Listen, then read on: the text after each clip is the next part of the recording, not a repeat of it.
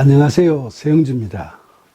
여러분, 우리는 주변에 돌아가신 분들을 회고하다 보면 신분이나 형편에 관계없이 다들 한 편의 드라마 같은 인생을 살다 가셨구나 하는 생각을 하게 됩니다.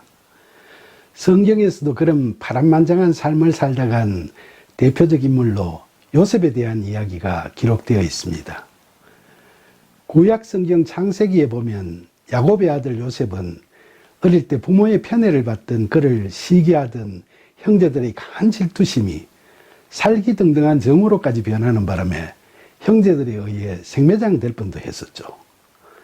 그러다가 겨우 개죽음은 면하고 그 대신 이스마엘 사람들에게 팔려 이집트의 노예로 끌려가는 신세가 되고 말았습니다. 이집트 왕 바로의 친위대장 보디발의 집으로 팔려간 요셉은 주인의 신임을 얻으면서 가정총무가 되어 조금 생활이 안정되는가 싶다가 이번에는 그를 허무하던 보디발의 아내의 육체적인 유혹을 받게 됐죠. 참 황당하게도 그녀가 집요하게 그를 유혹하다가 거절당하자 오히려 그가 자기를 강제 추행하려고 했다고 모함하는 바람에 그는 옥에 갇히는 신세가 되어버렸어요. 그 후 우여곡절 끝에 2년 후 요셉은 이집트 왕 바로의 꿈을 잘 해몽한 덕에 옥에서 풀려나고 왕의 신임을 받아 노예의 신분에서 벗어나고 놀랍게도 이집트의 총리가 되었습니다.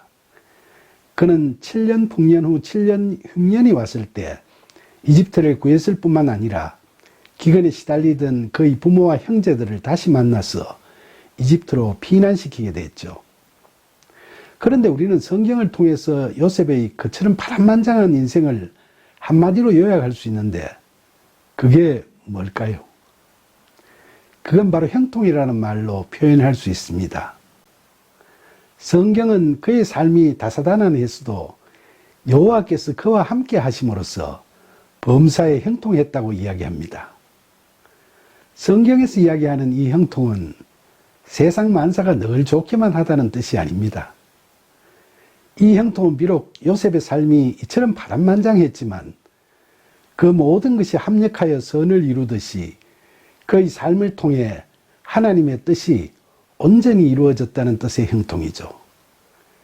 그러니까 하나님께서 그를 범사에 형통하게 하셨다는 것은 이집트 총리가 되고 부와 권력을 누리게 한 그런 좋은 것만이 형통이 아니라 형제들에게 생매장 당할 뻔하고 이집트로 팔려가고 옥에 갇히고 하는 그 수많은 고난을 겪었지만 그것도 다 하나님의 뜻을 이루는 형통의 과정이었다는 겁니다.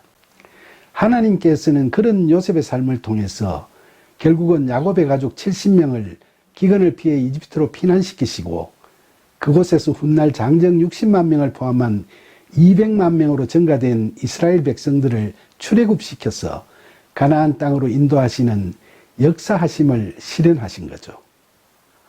요셉은 그런 하나님의 역사하심을 위한 신실한 도구로서의 역할을 수행하는 과정에서 가장 고난을 겪었지만 하나님께서는 그런 그와 늘 함께 하시면서 그를 통해 이스라엘을 구원하시려는 뜻을 온전히 이루셨던 겁니다. 요셉의 고난은 하나님의 역사하심을 형통케 하시는 과정에서 겪은 거니까 단순히 가혹한 시련이 아니라 소위 변장하고 찾아온 축복이었던 거죠. 그런데 우리가 고난 중에 이런 이야기들을 들으면 한편으로는 위로가 되기도 하지만 막상 고통스러운 고난이 점점 더 힘들어지면 축복이고 뭐고 간에 우선 그 고난을 피하고 싶은 게 인지상정입니다. 우리의 마음이 이럴 때 성경은 우리에게 어떤 가르침을 주고 있습니까? 이런 고난과 관련해서 잘 아시다시피 사도 바울은 고린도전서 10장 13절에서 사람이 감당할 시험 밖에는 너희가 당한 것이 없나니 오직 하나님은 미쁘사 너희가 감당하지 못할 시험 당함을 허락하지 아니하시고 시험 당할 즈음에 또한 피할 길을 내사 너희로 능히 감당하게 하시느니라 라고 이야기하고 있습니다. 감당하지 못할 시험도 하지 않으시고 설사 시험 당할 때라도 반드시 피할 길도 주신다는 이 말씀만 보면 걱정이 좀 사라지고 상당히 마음이 든든해지죠. 그런데 여기서 중요한 게 있습니다. 그건 바로 바울이 이 말씀에 이어서 14절에서 내 사랑하는 자들아 우상 숭배하는 일을 피해라고 권고하고 있다는 사실입니다. 여기서 왜 우상 숭배가 나오죠? 흔히 사람들은 고난을 당하면 피할 길을 찾기 위해 점집을 찾아가거나 구슬을 한다든지 다른 갖가지 우상에 매달리기도 하죠.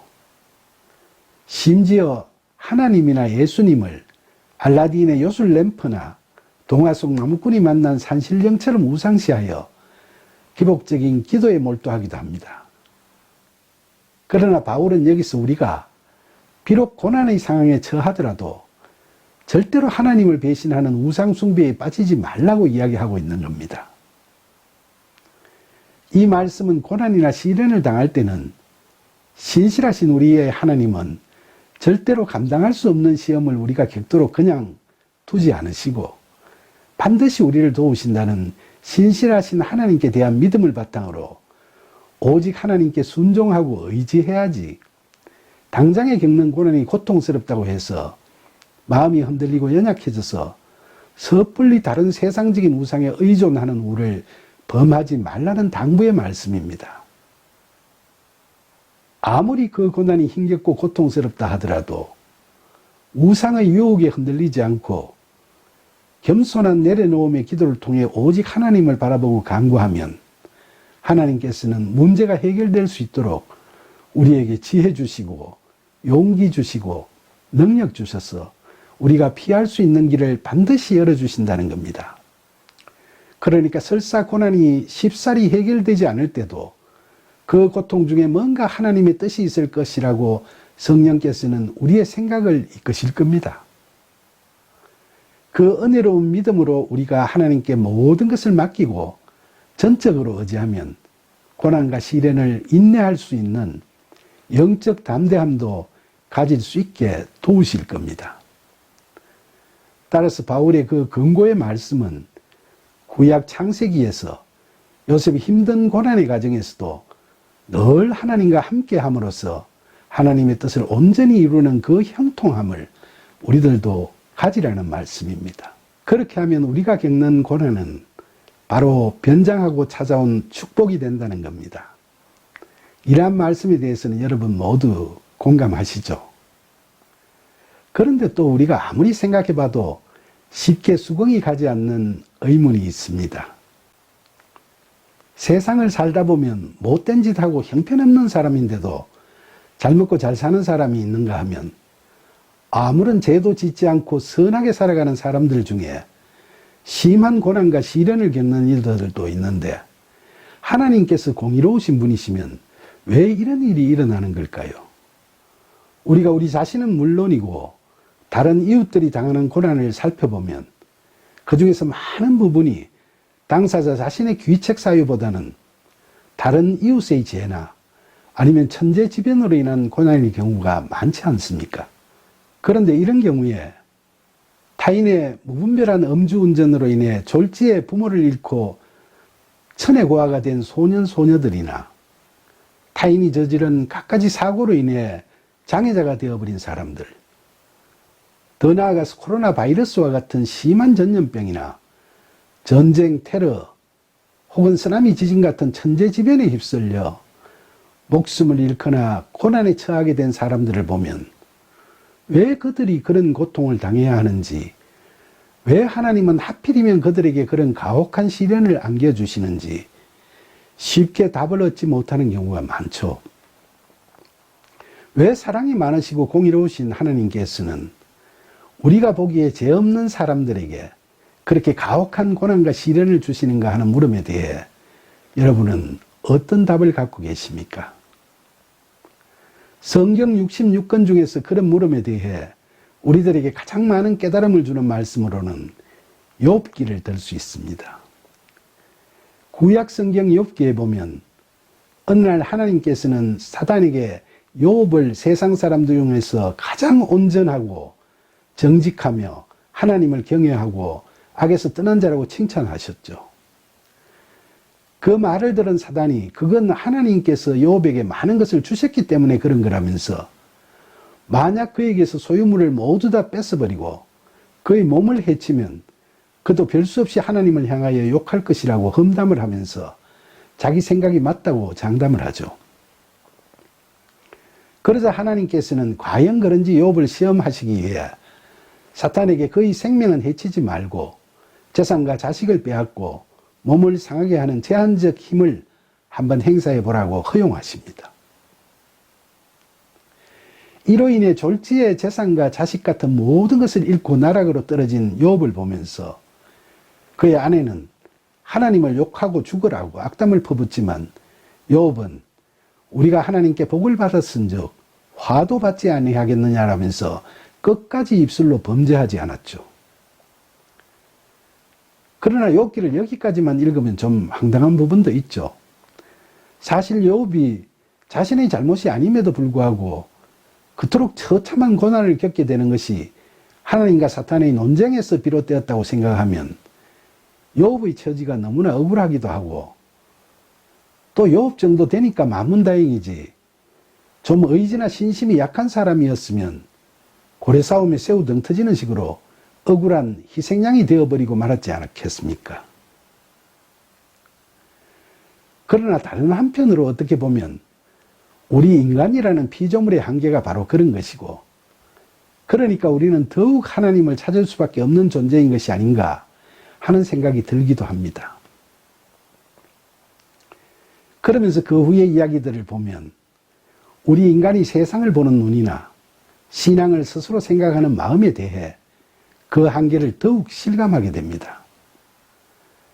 욥의 고난의 직접적인 원인이 하나님과 사단의 논쟁에서 비롯되었다는 사실을 알지 못하는 상황에서 자신의 생각으로 선악을 따지려는 욥의 친구들이나 자기 기준으로 자신을 재단하는 욥이나 세상의 현인인 체하며 비판하고 가르치려는 엘리후라는 사람이나 그들이 말하는 것이 다 하나님의 뜻하신가는 차원이 다른 것임을 우리는 알게 되는 거죠. 욥기에 보면 고통당하고 있는 욥을 위로하러 찾아온 친구들은 그의 고통은 그가 자초한 것이라고 지적했습니다. 그러나 욥은 자기는 아무 잘못을 하지 않았다면서 자신은 의인이라고 항변했죠. 그때 그들의 이야기를 듣던 엘리후란 자가 나타나서 욥이 자신을 의롭다고 내세우는 것을 탓하기도 하고 친구들이 논리적으로 욥의 죄를 추궁하지도 못하면서 그냥 정죄만 하는 것도 나무랐습니다. 그리고 그는 하나님의 정의에 대해서 욥과 대화를 나누죠. 그런데 보십시오. 그때 하나님께서 나타나셔서 그들의 대화를 멈추게 하시고 욥에게 내가 땅에 기초를 놓을 때 너가 어디 있었느냐? 너가 자연의 섭리를 어떻게 설명할 수 있느냐라며 당면하고 있는 고난과 시련의 문제가 아닌 하나님의 섭리에 대한 그의 무지함을 일깨워 주시지 않습니까? 그러자 욥은 자신의 무지함을 인정하고 입을 다물어버리고 말죠. 그리고 하나님께서는 욥에게 너가 스스로 어렵다 하려고 나를 불의하다고 하느냐? 너가 자연의 섭리를 작동할 수 있느냐고 물으시면서 욥의 인간으로서의 연약함과 유한함도 일깨워 주셨습니다. 결국 욥은 자신이 교만했음을 고백하고 회개하게 되죠. 그러자 하나님께서는 욥을 고난에서 건져내시고 지난날보다 더 큰 복을 주셨습니다. 욥기의 이 같은 이야기를 읽으면 우리의 이성과 지식만으로는 절대로 하나님의 선하신 뜻을 다 이해할 수 없겠다는 것을 깨닫게 되지 않습니까? 욥은 극심한 고통과 혹독한 시련 가운데서도 주신이도 여호와시요 거두신이도 여호와시오니 여호와의 이름이 찬송을 받으실지니이다 라고 기도합니다.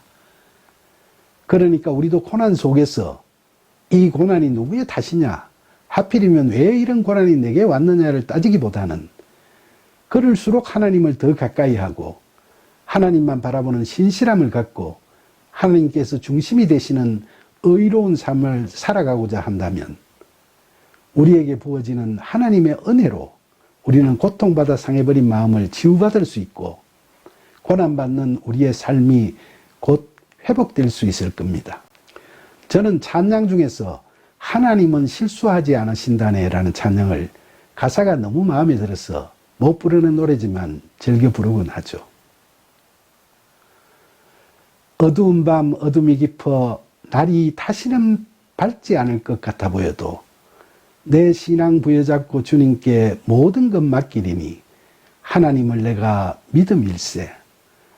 지금은 내가 볼 수 없는 것 너무 많아서 너무 멀리 가물가물 어른거려도 운명이여 오라 나 두려워 아니하리. 만사를 주님께 내어 맡기리. 차츰차츰 안개는 그치고 하나님 지으신 빛이 뚜렷이 보이리라. 가는 길이 온통 어둡게만 보여도 하나님은 실수하지 않으신다네 라는 이 찬양의 가사는 우리가 영문도 모르고 겪는 숱한 고난이 비록 아프고 힘겨워도 그 속에 다 하나님의 선하신 뜻이 있으심을 믿을 수 있게 합니다.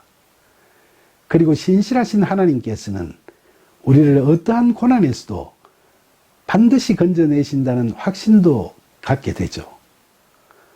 그러니까 설사 우리의 삶 속에서 도저히 감당할 수 없을 정도의 시련이 닥치더라도 부디 상심하는 우리를 반드시 도우실 신실하신 주님을 늘 신뢰하십시다. 혹여라도 우리가 고난과 시련 앞에서 흔들리고 연약하게 우상에게 눈을 돌리는 우를 범하지 않도록 저와 여러분에게 늘 힘주시고 도와주실 고마우신 주님을 온맘 다해 찬양합시다. 비록 우리의 삶이 늘 수고하고 힘겨울지라도 주님 안에서 쉼을 얻고 우리가 겪는 힘든 고난이 변장하고 찾아온 축복임을 확신하면서 시험당함을 온전히 기쁘게 여길 수 있도록 믿음과 인내와 순종을 이루어가는 저와 여러분이 되기를 간절히 소망합니다. 감사합니다.